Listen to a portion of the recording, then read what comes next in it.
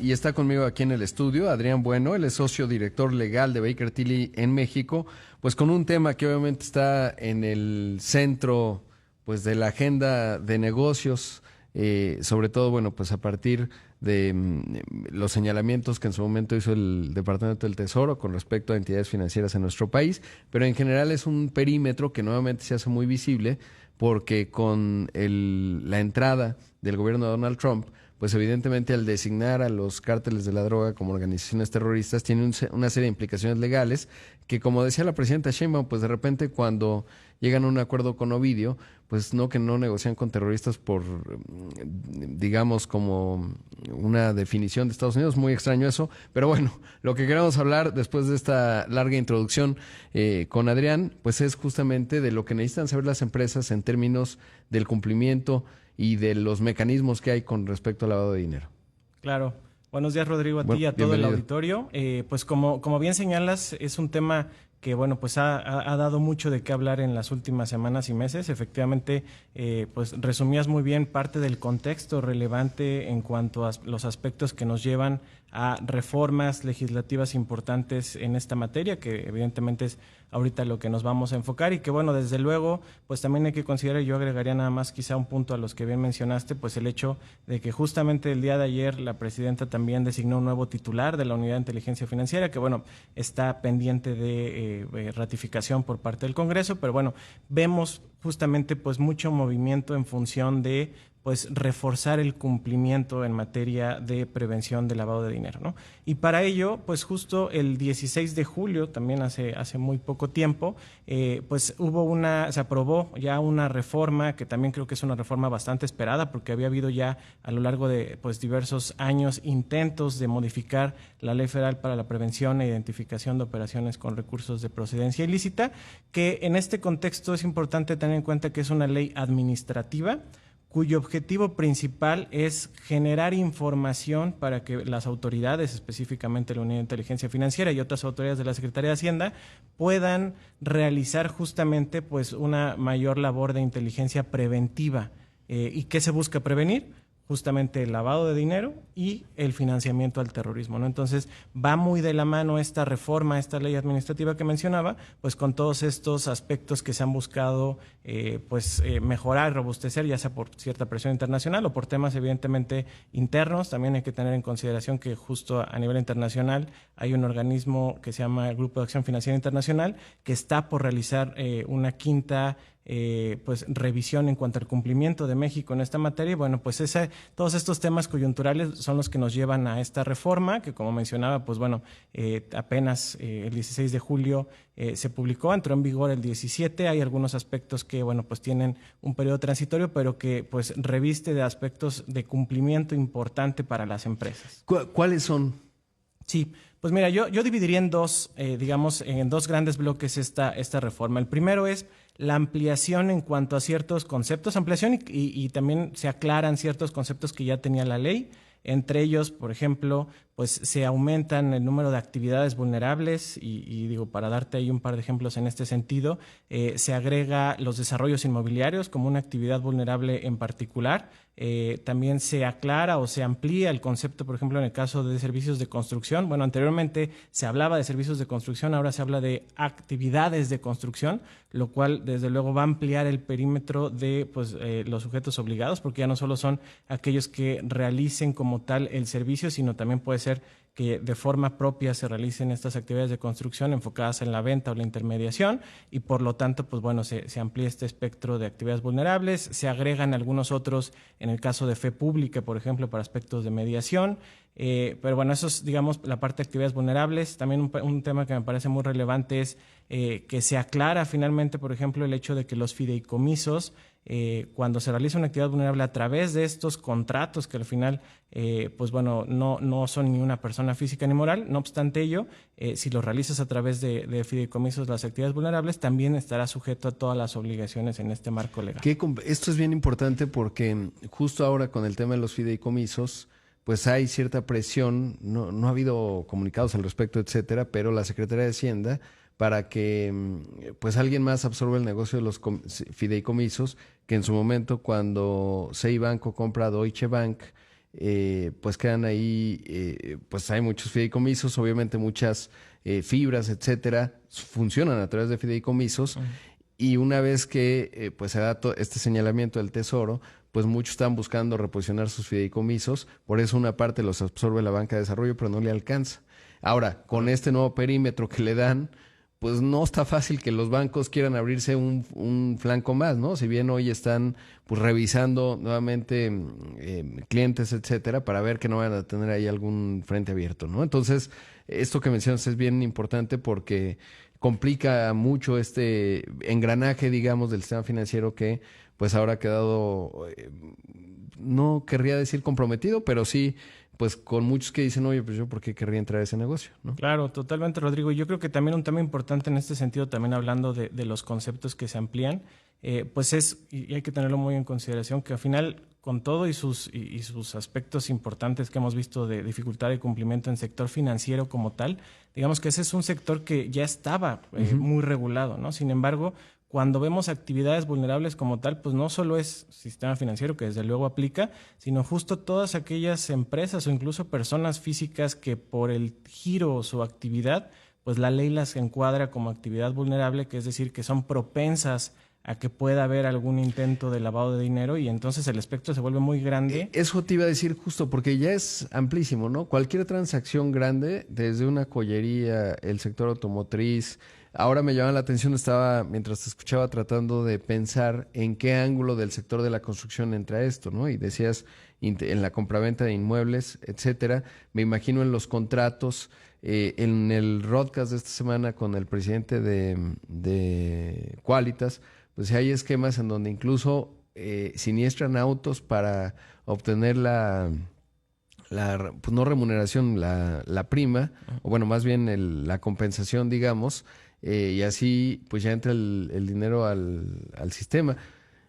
Y me hacía pensar quién compró el coche en primer lugar, etcétera, pero es complejo, ¿no? Y si lo abres demasiado, que es lo que está pasando, pues prácticamente todo va a estar bajo ello, ¿no? Y cuando amplias algo mucho, si haces la red grande, pues a lo mejor ya no caen tantos peces como cuando te concentras en algo, pero complejo. Claro, complejo sobre todo creo que en aquellos casos donde pues las compañías, o insisto mucho también las personas físicas, probablemente no tienen la infraestructura siquiera para poder realizar todos estos nuevos aspectos de cumplimiento, ¿no? Que digamos que es también la segunda parte relevante de esta reforma, no solo es ampliar el espectro, digamos, o aclarar, como mencionaba, ciertos conceptos, sino también se amplían las obligaciones que se tienen en esta materia. ¿Cuáles son estas obligaciones? Sí, pues mira, en términos generales, digamos que partiríamos de la obligación primordial que es conocer a tu cliente o usuario con el que vas a realizar la actividad vulnerable. Sin embargo, la ley ya cada vez que ves esta reforma, pues empieza a delimitar mucho más el alcance de este conocimiento de tu cliente, ¿no? Porque te obliga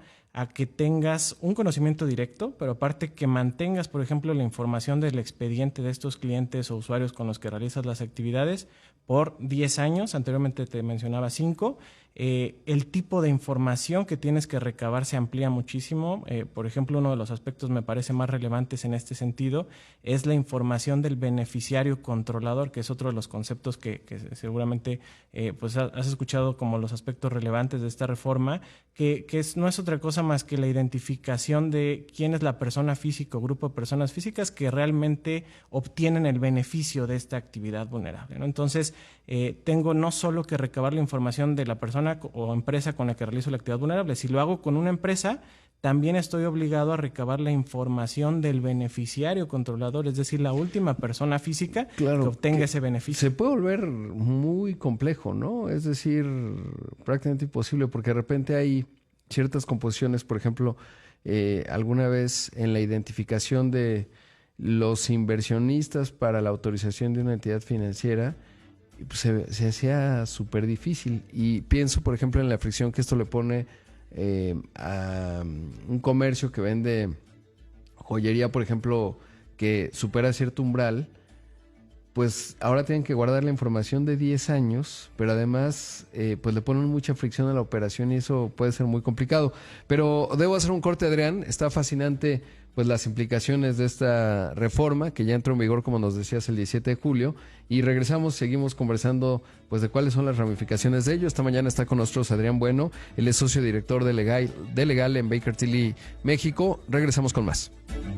Estamos hablando pues de la prevención del lavado de dinero, la nueva reforma que se aprobó y entró en vigor a partir del 17 de julio y las implicaciones que esto tiene, que evidentemente lo platicábamos en el corte, estimado Adrián, pues esto, digamos, pues puede generar mucha paranoia, por un lado, o sea, es decir, eso puede estar bien, ¿no? Porque pues eso hace que todos estén muy activos para tratar de prevenir, pero al mismo tiempo también saber que pues prácticamente cualquiera puede tener un flanco de vulnerabilidad en cualquier momento, ¿no? O sea, me refiero en el contexto de una empresa o incluso de una persona física, pero pienso más en las empresas, que es más complejo, ¿no? Porque una persona física a lo mejor tendría que ser más visible, pero bueno. Claro, no, totalmente de acuerdo, Rodrigo, porque la realidad es que también yo diría, en el marco de lo que nosotros vemos en nuestra asesoría en el día a día, pues hay actividades o giros, digamos, dentro de las empresas que pues probablemente es muy claro que realiza ciertas actividades vulnerables y bueno, pues yo pensaría que ya hay un marco de cumplimiento evidentemente previo, porque esta ley también ya tiene más de 10 años en vigor. Sin embargo, bueno, pues que sí ahora se tendrá que reforzar, digamos, los aspectos de cumplimiento adicionales que nos establecen estas disposiciones. Y digo, nada más para mencionar también un par que no habíamos comentado, nos lleva aspectos también de generar, por ejemplo, sistemas automatizados que nos permitan adecuar este cumplimiento tanto en el aspecto de tener los expedientes de identificación como también en los análisis que se hagan en cuanto al perfil de tus clientes usuarios y el riesgo transaccional que puedas tener con base en las actividades que realizas, ¿no? Entonces, digamos, esos son también temas adicionales. Por ejemplo, también te obliga la ley a establecer mecanismos de capacitación anual y también auditorías externas o internas anuales a efecto de pues, asegurarnos un mayor cumplimiento en estas disposiciones, ¿no? Y digo, con ese contexto decíamos, pues las empresas que su giro es muy claro que realicen actividades vulnerables, bueno, tendrán que adecuar estas nuevas obligaciones. Sin embargo, también hemos identificado, y me parece que esa es la parte posiblemente más compleja, como bien decías, una cantidad importante de empresas o incluso personas físicas que probablemente dentro de su actividad no sea su giro principal, pero pudiera de forma accesoria realizarse ciertas actividades vulnerables, ¿no? Y, por ejemplo, lo vemos mucho en grupos empresariales donde realizan préstamos intercompañía, que es muy común, digamos, dentro de una operación normal de una organización, o tienes una entidad que preste servicios a otras empresas del propio grupo donde se administren recursos.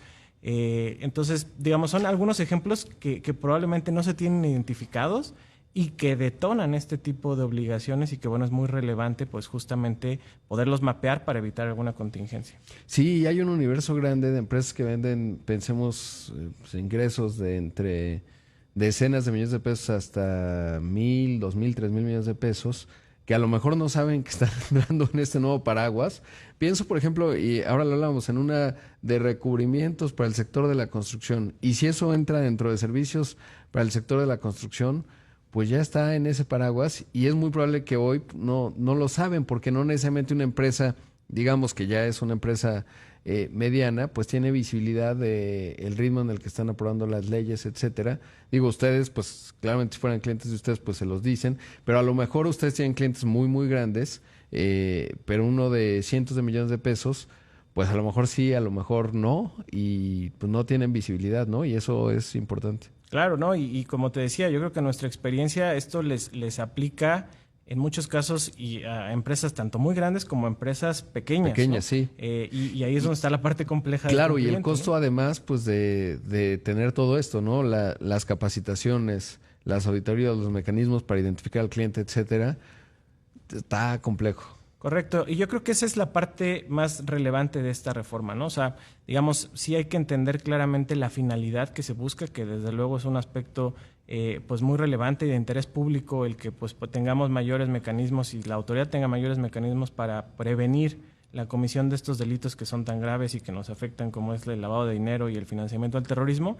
Pero bueno, la contraparte, y creo que es ahí donde tenemos que modular cómo lograr un aspecto eficiente de cumplimiento es, como bien decías, el costo que puede representar tanto humano como evidentemente el costo de implementación de tecnologías y aspectos pues, de cumplimiento que permitan evitar a las empresas o a las personas físicas que estén obligados a esta ley a cumplir de forma adecuada, porque bueno, pues un tema también muy relevante, desde luego, son las consecuencias de no cumplir, ¿no? Claro. Que bueno, pues nos puede llevar a multas pues muy grandes hasta por el monto de la operación que realice por cada una de estas operaciones. Entonces, pues bueno, también a nosotros nos ha tocado ver en la práctica, digamos, desde nuestra otra perspectiva que es más contenciosa, pues justo litigios donde pues realmente los montos de las multas ponen en peligro la operatividad y la subsistencia de las compañías que pues tienen este tipo de problemas, ¿no? Claro, es un aspecto clave.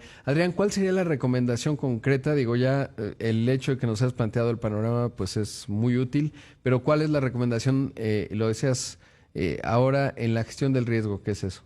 Claro, yo creo que es un tema relevante, ¿no? Porque la gestión de riesgo va a implicar, primero que nada, hacer un análisis justamente que mencionábamos, de identificar qué tan sujeto o no, qué tan probable es que por la actividad que yo realice pudiera haber ciertos espacios para que se pretenda lavar dinero, ¿no? Y eso pues tiene que ver con el conocimiento de mi negocio como tal, el conocimiento también geográfico incluso de dónde tengo mis sucursales, ¿no? Por ejemplo, Sí. porque bueno, pues el nivel de riesgo varía dependiendo de la entidad federativa, el conocimiento de tus clientes particularmente. Entonces, creo que es un aspecto pues relevante de análisis y yo diría también pues que es algo que se tiene que ir haciendo periódicamente porque al final es algo que no es estático, ¿no? Entonces, esa es mi recomendación concreta, es tienes que hacer justamente un análisis de riesgo, específicamente la ley nos habla de un análisis enfocado en justamente enfoque basado en riesgo, conociendo a tu cliente y tu perfil transaccional. Y bueno, es algo que tendrás que mantener, ¿no? Y por otro lado, pues bueno, también desde luego tendrás que identificar estas nuevas disposiciones y estas nuevas obligaciones, como decía, cómo cumplirlas de la mejor manera. Desde luego creo que el tema tecnológico, desde nuestra óptica, y nosotros somos muy creyentes y usamos de forma cotidiana la tecnología en nuestra asesoría también con los clientes, creemos que también es una oportunidad. Al final de cuentas, no queremos mandar un mensaje negativo, al contrario, es conociendo la importancia de esta ley y las consecuencias, cómo podemos utilizar herramientas tecnológicas para evidentemente facilitar, ¿no? este cumplimiento que desde luego si ves toda la reforma en general se vuelve imposible hacerlo de forma manual, ¿no? Claro, es bien importante lo que dices porque la tecnología pues te da la escala en términos de la capacidad, la automatización, para que no haya discrecionalidad, digamos, en los mecanismos que tengas implantados y eso pues te deje más tranquilo, ¿no? O a las empresas me refiero y a las personas físicas incluso. Correcto.